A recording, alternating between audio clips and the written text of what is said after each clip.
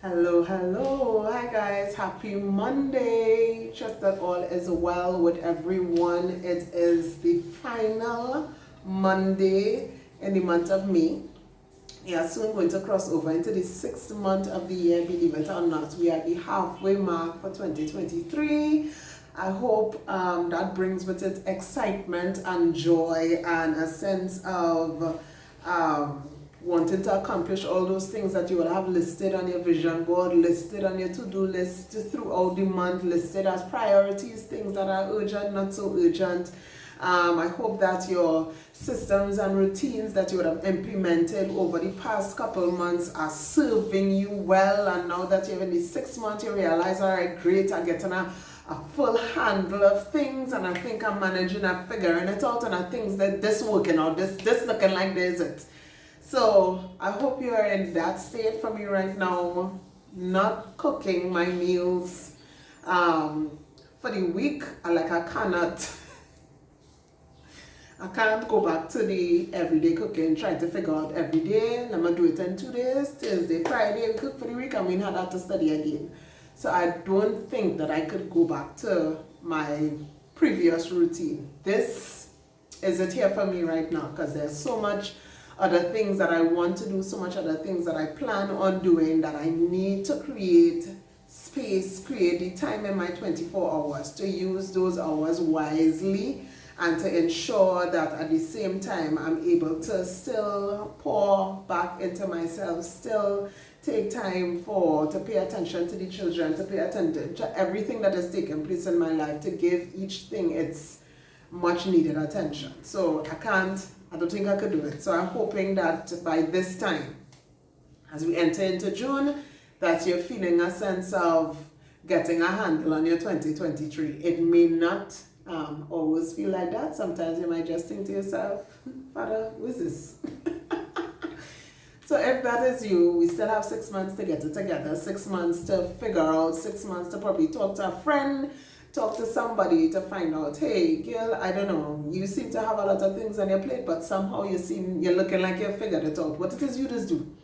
And maybe we could do that if probably what I've been sharing, what I've been talking about in terms of our systems, not really connecting with you, maybe somebody in your circle probably started doing something that makes sense. So when my friend started posting all her posts about her multivitamins and things that she was taking, I needed to find a little ring, those things that those elderly people just keep their tablets in. And my multivitamins is not pressure tablets, it's nothing for diabetes, it's just multivitamins that I remember, hey, today's Tuesday, take Tuesday, today's Thursday, take Thursday. So if you need to find out, phone a friend and find out what you're doing and how that's working out for you, because I need something. So I hope that at this juncture of the year, at this point in time, you're figuring out where you're at. You're making those checks and balances and trying to make sure that, hey, I have it together, or hey, I need to get it together.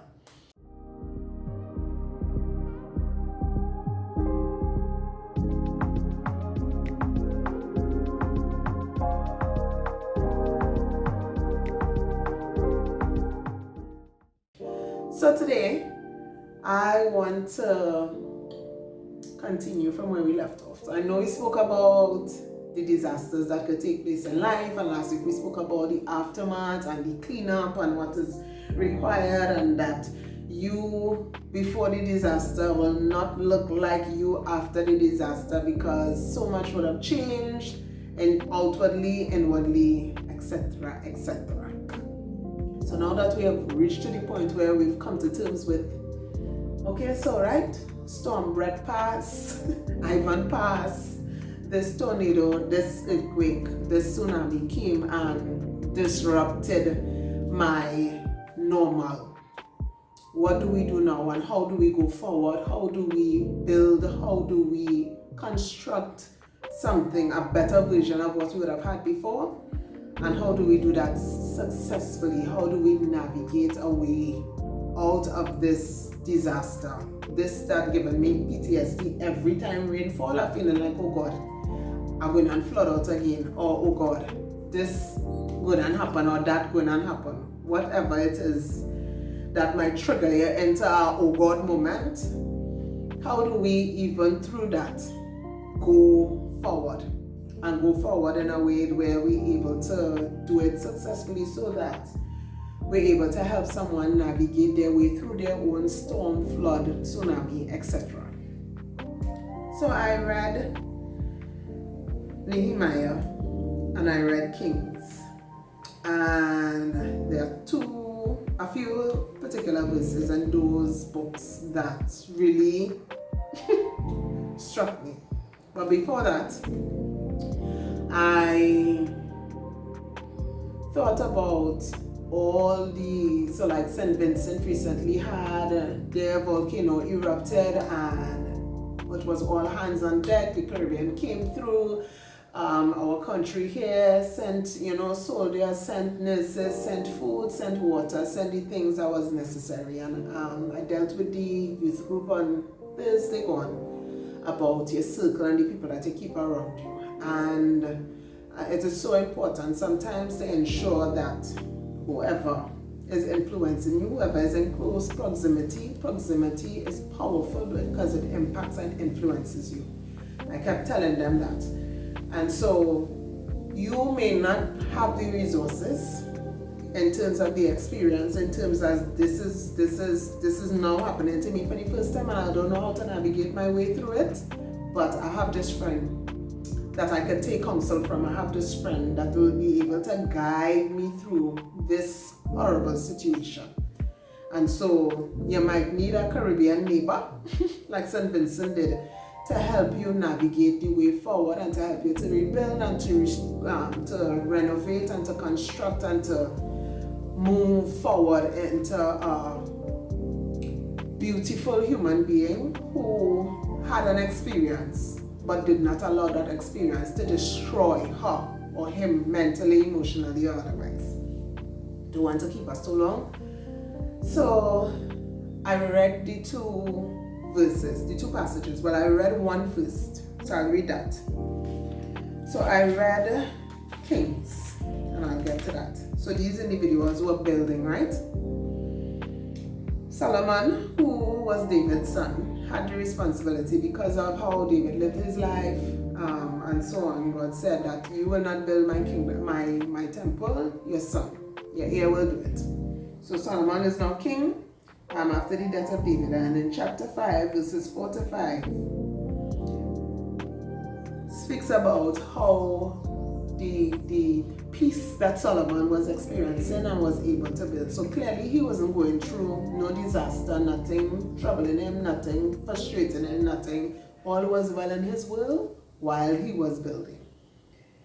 Verse 4 says, "But now the Lord my God has given me rest on every side." So that's peace. There's no drama whatsoever. Rest speaks of leisure and comfort and being able to regroup and catch yourself without any stress whatsoever.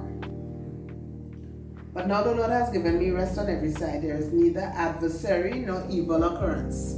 So nothing bad going on in Solomon's life. "And behold, I propose to build a house for the Lord, for the name of the Lord my God.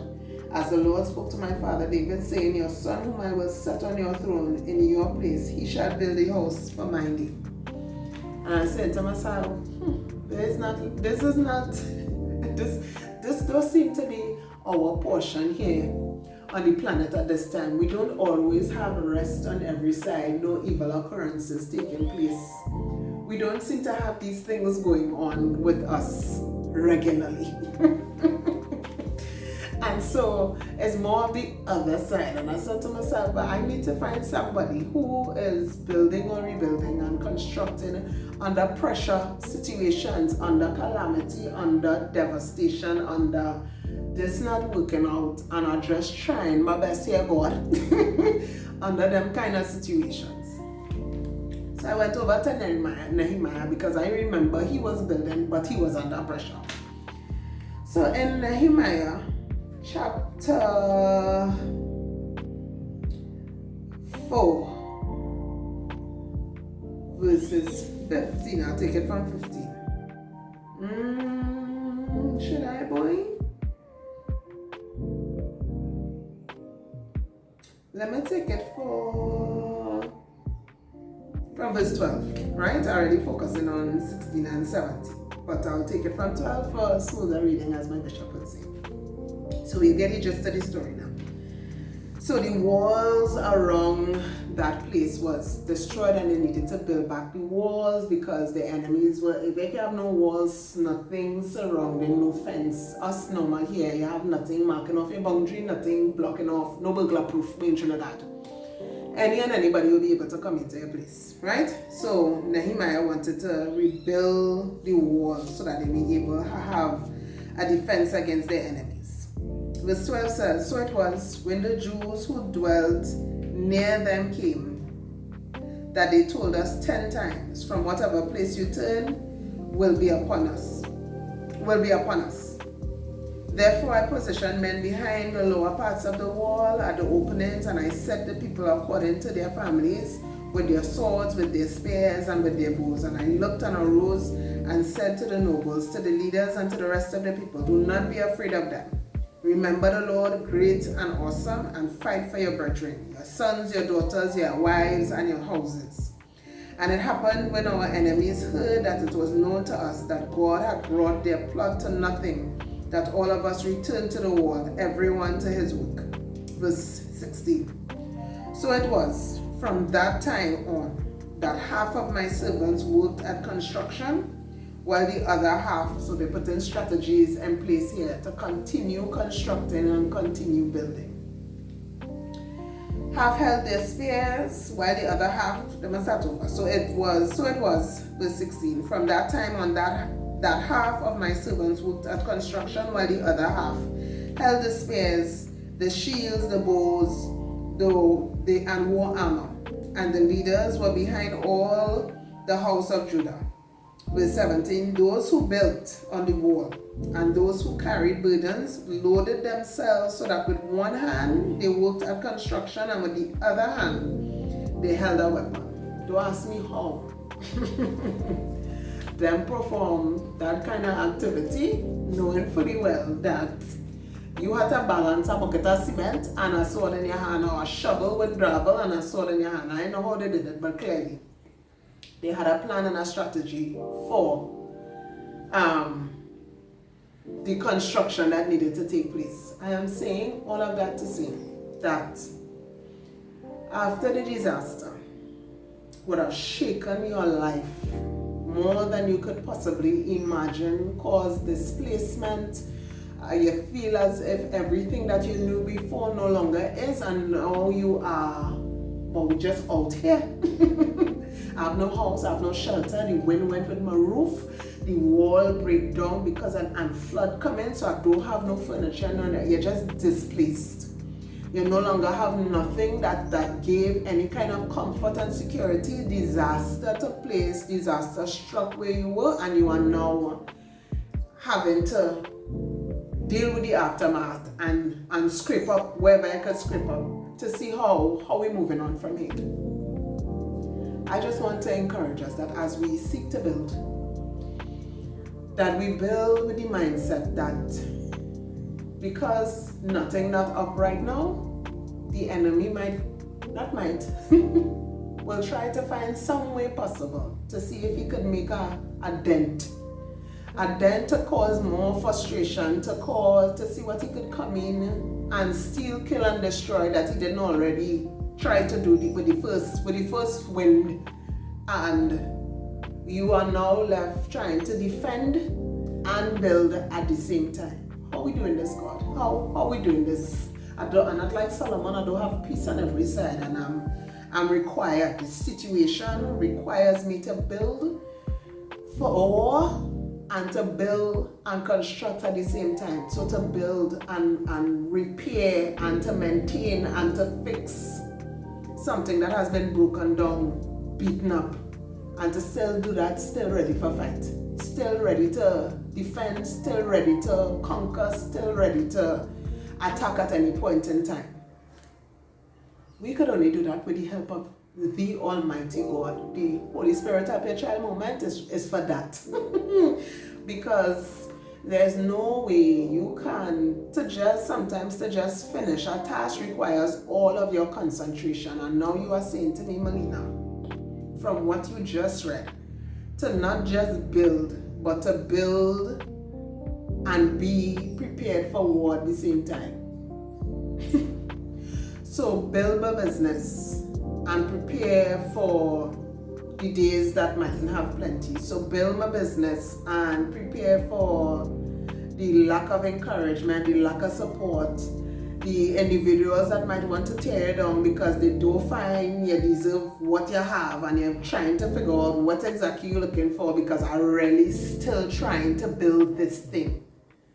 So you're telling me that I have to put myself out there and build a ministry, build a YouTube channel, build that while still feeling like I have to, I'm not in the right frame of mind, I don't have nothing to say, doubting Debbie speaking loud. So build and still be prepared to mentally ward off them kind of things, those thoughts, those self-sabotaging moments that will come. So build, do the thing, but still be ready to fight and to ward off distractions, still be ready to fight and to ward off the feeling of inferiority, still fight and build at the same time. So do the two at the same time. I want to encourage you that this is possible, because clearly these men here did it. And so one, it is possible and necessary, because the enemy not going to just leave us. Look, she building back she house. Look, she trying to build her business. Look, she trying to raise her children, right?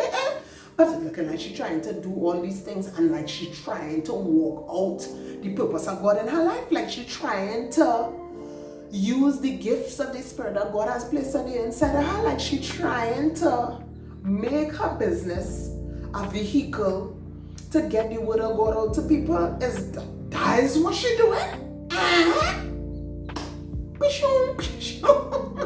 All of a sudden, you're feeling like, wait now, it's bullet side duck in here? What is this? What is going on here? And you have to prepare yourself to build, and while you're building, prayerfully ward off every attack of the enemy. I spoke to us about Job a while back, and I had to remind myself this week here in particular, this past week, that God would have spoken to Joseph and gave him a dream and explained to him, this is who you're going to come into, this is what your life is going to look like, this is what I've foreordained and predestined for you to do, and this is what you'll have to begin to walk out. When God anointed David to be king. After that, the boy was defeat Goliath and save the armies single-handedly by the grace of God. Defeat the Philistines, and after that, on the run for your life, because the person who God rejected as king want to kill you because he don't want to get you your spot. And I had to remember the 3 Hebrew boys as well.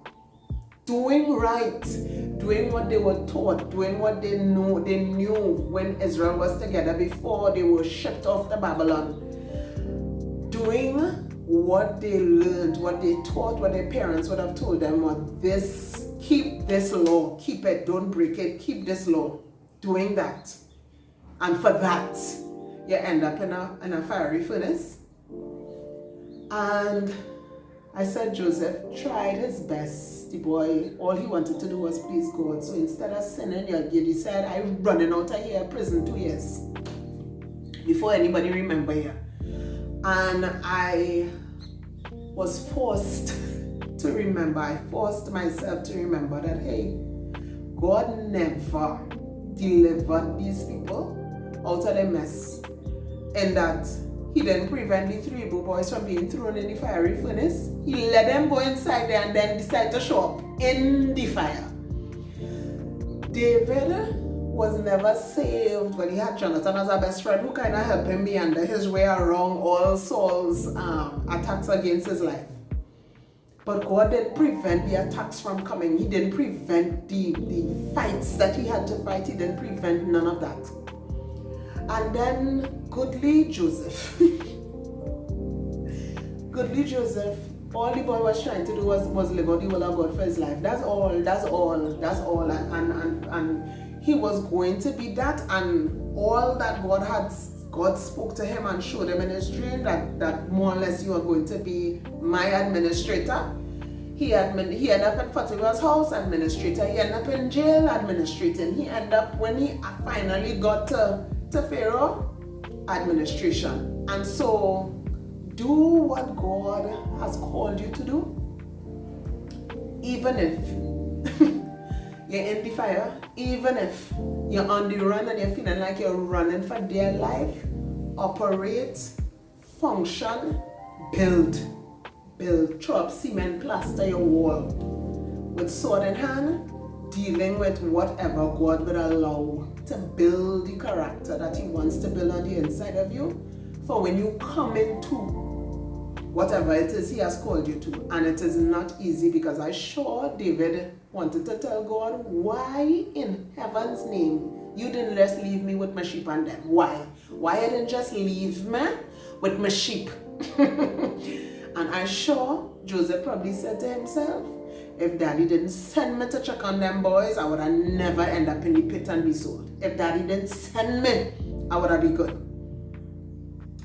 And so I just want to encourage us today that despite the fact that you would have gone through that traumatic, whatever your storm, volcano, tornado, tsunami was, you are still breathing, you are still here today, dealing with the aftermath, yes, going through, making assessments and realizing, hey, but like I lose everything, hey, this is not looking good. Now that you are here and you have assessed and realized all that was lost, blah, blah, blah, now it's time to rebuild. So this year of 2023, where we are deconstructing, constructing and making renovations, I just want to encourage you to keep building, even with a sword in your hand, even with a spear in your hand, even in prayers where you're calling on the fire of God against the enemies that are rising up against you. Even in that, keep building. Build your ministry. Build the boldness to be able to come and speak. Build the boldness to be able to do all the things that God would have laid on your heart to do, all the things that he would bring to your mind to do, to allow you to walk out the purpose of God in your life. Do like Joseph. In every place that he went, the word of God says, and the Lord was with Joseph. And Joseph operated in the position that God revealed to him that he would be in. So operate, function, like my friend Joshana, who's in South Africa, said to us one time in community, stay on task with your shovel in one hand and your sword in the next hand. Build and fight. Build and ward off, build. You know, sometimes you're talking and a mosquito might come and you just build and brush off those thoughts of inferiority complex, brush off those self-sabotaging thoughts that I can't do this and you're not called to do this and you have nothing to say from your experience. You have this, you have that. Look what's going on with you now and you come in to talk to people about that. Build fearlessly, build and keep building. And so that's my encouragement for us today. So I pray that you, as you wrap up May, and as you seek to put plans in place for June and possibly the rest of the year, plan to build and to construct a successful spiritual life, a successful prayer life, a successful devotion with God, a successful friendships. Build on your friendships. Love each other more. Support each other fiercely. Encourage each other more. Pray for one another more. Build your business and decide that there's no limits. Don't limit yourself. Don't undercharge yourself. Don't undervalue yourself.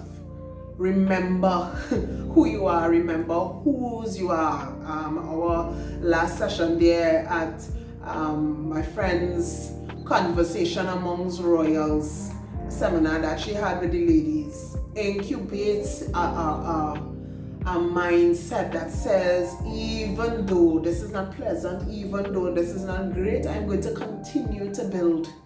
And I'm going to stay on my assignment. I'm going to stay on task. And the assignment for Nehemiah was to build that wall. So despite people came and wanted to form alliances with him, but that were not really for him, and he had to have discernment. He had to ward them off and put them in their place. And even though the enemies were coming against them, he had to put strategies in place so that, hey, you know what? This is not going to distract me. This is not going to derail what I have planned to do. I am going to stay on task, but I'm building with my sword in my hand. I'm building with my spear in my hand. I'm going to put some people on watch over here, and half will do construction and the other half will be on ready for the attacks of the enemy. Build, construct, renovate, deconstruct, build. You may not be in a season like Solomon where you have peace on every side and rest and no adversaries and no occurrences of discomfort. Bless your whole soul. I'm happy for you. But for those of us who may be in the state that Nehemiah is in, where you have no choice to deal with individuals that are coming with subtle moves to try to distract you, coming with subtle conversations to try to sow seeds of anger and bitterness and resentment, those who will come in with manipulative ways of trying to get their agenda across to derail the whole plan and purpose of God for your life. Build, being mindful that these are just distractions, and I'm going to deal with you very fiercely if you don't get out of my way from building. Nothing should prevent you from building, constructing a successful Christian life, like I said, successful businesses, successful marriages, successful parenting strategies.